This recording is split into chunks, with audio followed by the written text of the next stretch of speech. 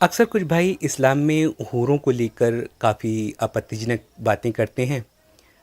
हूरों के अस्तित्व पर भी गलत सवाल उठाए जाते हैं और फिर ये भी कहा जाता है कि पुरुषों और स्त्रियों के साथ यहाँ पर भी असमानता का भाव रखा गया है। एक सवाल किया जाता है इसी से रिलेटेड कि इस्लाम में एक इंसान को, एक मर्द को जन्नत में 72 हूर अर्थात सेक्स स्लेव देने का लालच दिया जाता है, परंतु इस्लाम के अनुसार जन्नत में जाने वाली स्त्रियों को क्या मिलेगा? वो 72 हूरों के साथ क्या करेंगी? इस्लाम में स्त्रियों के लिए जन्नत में 72 तगड़े पुरुषों का वादा क्यों नहीं किया जाता? आइए इसी सवाल का जवाब जानते हैं। देखिए, सबसे पहले तो ये बता दूं कि हूर का मतलब सेक्स स्लेव नहीं होता। कटाक्ष करने वाले लोगों को ये भी बता दिया जाए कि 72 हूरों का जिक्र कुरान में कहीं भी नहीं है।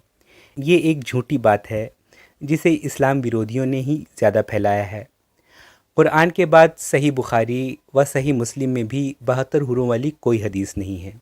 इसके अतिरिक्त जहाँ कुछ रिवायतों में 72 हूर का जिक्र है, विद्वानों के अनुसार वे रिवायतें ज़ईफ़ हैं, अर्थात उनकी प्रामाणिकता संदेहास्पद है।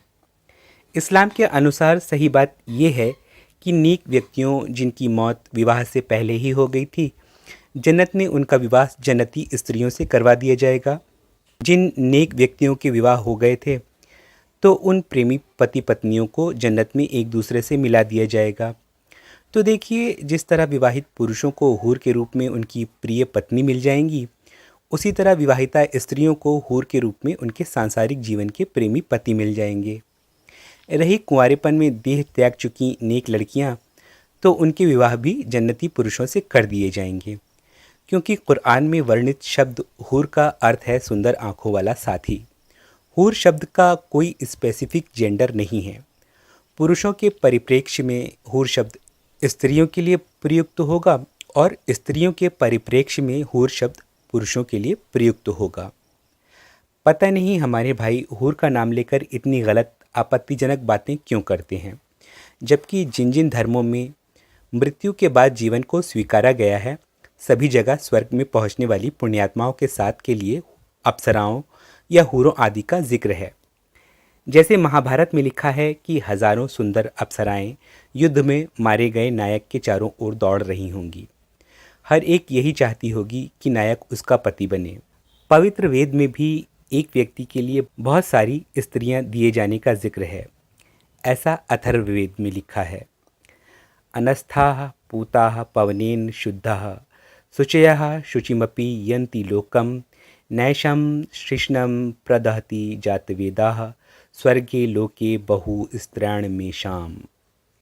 तो हर जगह अप्सराओं का जिक्र है, पर ये कोई आपत्तिजनक बात नहीं।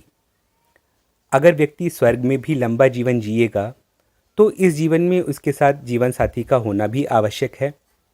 अगर दुनिया के जीवन में विवाह करना आपत्तिजनक नहीं, एक पुरुष का एक से अधिक स्त्रियों से विवाह करना सांसारिक जीवन में गलत बात नहीं, तो स्वर्ग के जीवन के लिए उसी बात को गलत क्यों माना जाए? इसलिए महाभारत या अथर्ववेद में एक व्यक्ति के साथ एक से अधिक अप्सराओं के विवाह की बात में भी मुझे कोई आपत्ति नज़र नहीं आती।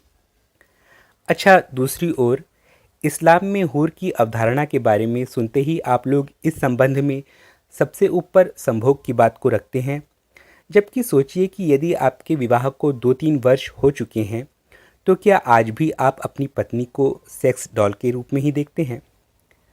आप अपनी पत्नी को बिल्कुल भी इस शक्ल में नहीं देखते होंगे, क्योंकि विवाह के कुछ ही समय बाद संभोग दंपति के लिए गौड़ विषय हो जाता है और उसकी जगह उनके लिए भावनात्मक संबंध ज़्यादा महत्वपूर्ण हो जाता है।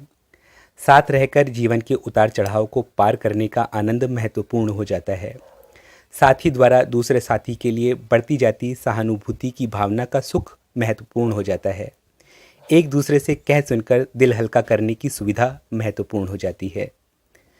कहीं आप ये तो नहीं सोचते कि वृद्ध दंपति में से एक के मरने पर दूसरा इसलिए रोता है कि अब वो संभोग किससे करेगा या करेगी?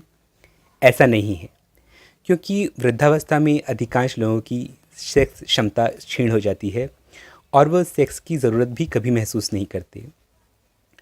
तब एक साथी के मरने पर दूसरा इसलिए रोता है कि उसके सुख दुख का साथी बिछड़ गया है।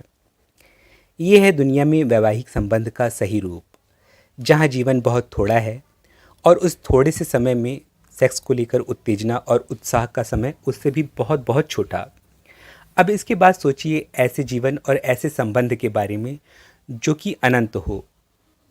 क्या ऐसे संबंध में व्यक्ति को केवल सेक्स का ही लालच दिखेगा? तब जब सांसारिक जीवन में उनमें से अधिकांश व्यक्तियों के लिए सेक्स गौड़ विषय हो चुका हो। माफ़ कीजिए, यदि जन्नती विवाह के नाम पर केवल सेक्स ही सेक्स आपके मस्तिष्क में घूमने लगता है तो खुद आप ही यौन कुंठा के शिकार हैं, क्योंकि कुरान कहीं जन्नत में सेक्स करने का वर्णन नहीं करता।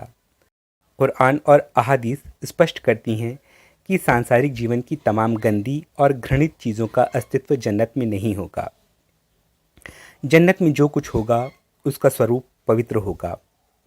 ऐसे में कल्पना की जा सकती है कि जन्नत में पति पत्नी के बीच शारीरिक संबंधों का स्वरूप सांसारिक जीवन के स्वरूप जैसा नहीं होगा, बल्कि कुछ अलग ही अकल्पनीय ढंग का होगा, जो स्वरूप पूरी तरह पवित्रता से भरा होगा। इन बिंदुओं पर गौर करने के बाद आपको जन्नती दाम्पत्य में शुद्ध भावनात्मक प्रेम ही दिखेगा, कोई अशोभनीय बात न दिखेगी। पूर्वाग्रहों को परे रख सोचकर तो देखिए।